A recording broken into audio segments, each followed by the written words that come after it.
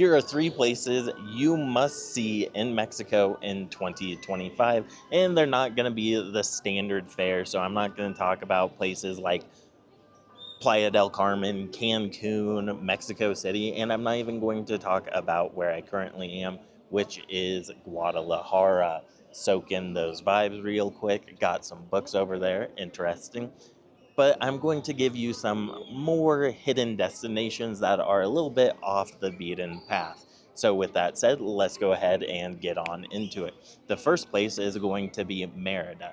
Now, Merida is not like a super hidden gem kind of place, but there is a place to the north of Merida called Progreso, which is where the beach is, and then to the west of Progreso is another beach called Seasol, or maybe it's to the east, pretty close to Progreso.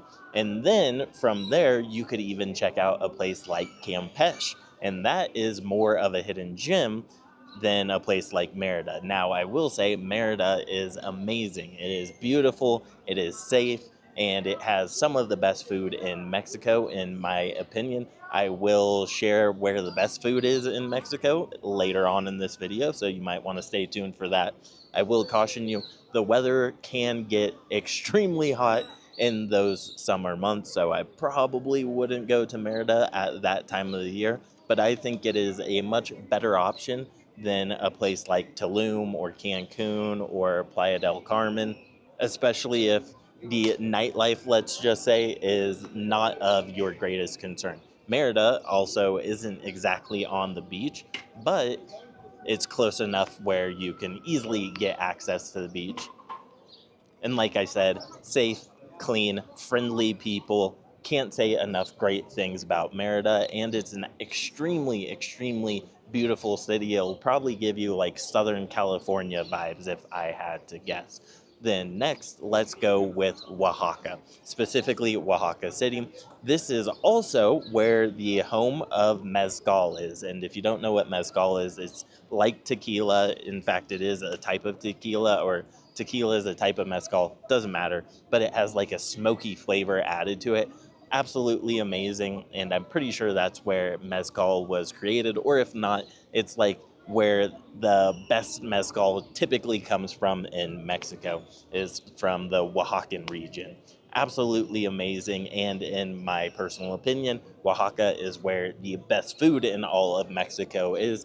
You have to try the Oaxaqueño mole. It's absolutely to die for. Amazing flavors, and really can't go wrong with it. Oaxaca has also received a lot less tourism than places like Mexico City and Guadalajara, and so it is a bit more off the beaten trail, I would say, and it's a little bit more difficult to get to in some ways. But Oaxaca is absolutely a great option. Super traditional city. It is probably the lowest cost of the major cities. That's another thing I should have mentioned about Merida. Extremely affordable, extremely great value for your money. Obviously, it's Mexico, but I think a lot of you would really, really enjoy Oaxaca. And some places around Oaxaca that are interesting are a place called like Mazunte. It's a beach outside of the city, a bit difficult to get there. In fact, quick story, when I went from Oaxaca to Mazunte, you have to take this little tiny bus, although they could have changed it, and you go up through these mountains, and the driver is absolutely insane. He just like busts through these corners. He's not stopping, and this girl got extremely, extremely car sick.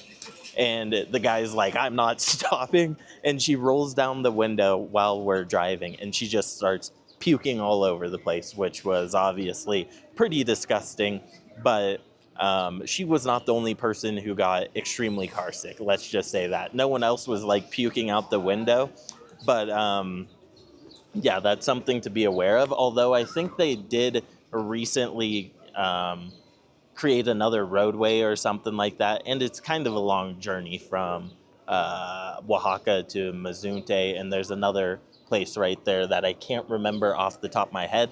And there's actually a nude beach there as well. So fun fact for you there. And then there's also Puerto Escondido, which is more of like a city than Mazunte. Mazunte is like your classic hidden gem surfer beach town kind of vibe. Super small. There's like one or two ATMs in the entire place. Internet isn't super great. Got great food, got cheap beer, and yeah, it's a place that I would highly recommend. But if you need internet service or things like that, probably skip Mazunte. But with that said, Puerto Escondido is a little bit better infrastructure-wise, easier to get access to, still beautiful beaches, highly, highly recommend. And I would say it's probably more of what like Tulum used to be, or like Sayulita, or San Pancho, whatever you want to call it, or San Francisco, I don't remember. But if you've ever tried to find like hidden gem beach towns, you've heard of Sayulita, and like maybe 10 or 15 years ago, you probably heard of Tulum. Now, with that said, the final place, ooh, this is a tough one. So I could go with like a place like Monterey, but it's so Americanized. It's in the north of the country, kind of close to a place called McAllen, Texas. Not like super close, but a lot of the wealthier Mexicans go from Monterey to McAllen, Texas for shopping, which is a fun fact. That's a good option. I would say another good option could be somewhere in like San Luis Potosi. You got Acapulco, which is getting more safe, and obviously a lot of celebrities used to vacation there. It used to be a massive tourist destination. Probably has the best seafood in all of Mexico. But I am going to generally lean towards, let's go ahead and say La Paz. So this is in Baja California. It's kind of right by Los Cabos. So if you know Cabo San Lucas, you probably know La Paz. You probably even heard of it. La Paz is a great option. It's going to be a fraction of the cost of Cabo San Lucas, obviously, but it's going to have great seafood, great weather. Obviously, it has nice beaches, and it is a bit less touristy than Los Cabos. So that is another place that I would highly, highly recommend. And I will caution you, at one point, maybe a couple of years ago, it had a little concern for safety, like not anything major, but like pickpockets and theft. Although I think that has died down recently, and I will be very transparent and say that when those issues were going on, I still went and I didn't have any problems at all. Great place, really great value for your money. And if you're looking for somewhere a little more off the tourist track, that could be a really, really interesting option. At another place that is a bit more well known, especially amongst, I would say, like Mexican people, obviously, where you see less foreigners, but there are more foreigners going there every year, it seems, is Mazatlan, which is like the shrimp capital of the world.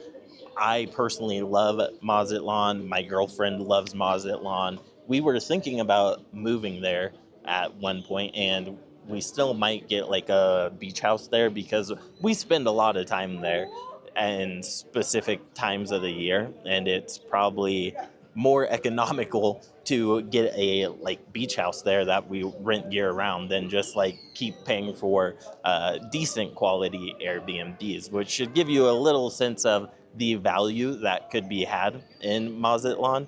I would highly recommend it. Great food, extremely safe. Well, maybe not extremely safe. I heard of some like pickpockets in certain areas. Once again, we've never had any trouble with pickpocketing or anything like that in Mazatlan, and we go out late at night, all kinds of stuff. Absolutely no problems. So, with all that said, those are three must-see destinations in Mexico in 2025, with a couple honorable mentions. And I will say, if you go to San Luis Potosi, one of the places you should probably check out is La Huasteca Potosina. It is kind of a forest with a bunch of different waterfalls. So you got Cascada de Tamul and a bunch of others that are slipping my mind. I might have a video from there coming up fairly soon. If I do, I will link it to this video. With all that said, I am going to wrap up the video here, and I should actually finish this with a note that you need to go see Mexico City and Guadalajara if you haven't been to those places before. because they're absolutely amazing, great food, friendly Mexican people, great climate in both of these places, tons to see, tons to do. You could get lost in especially a place like Mexico City, and you could probably live in Mexico City for 5 years and not even put a dent in all the things that you can see and do. You can just get lost in certain alleyways and you'll have the time of your life. So with all that said, for real, we're going to wrap up the video now, and I will see you guys in the next video. And as always, peace, much love.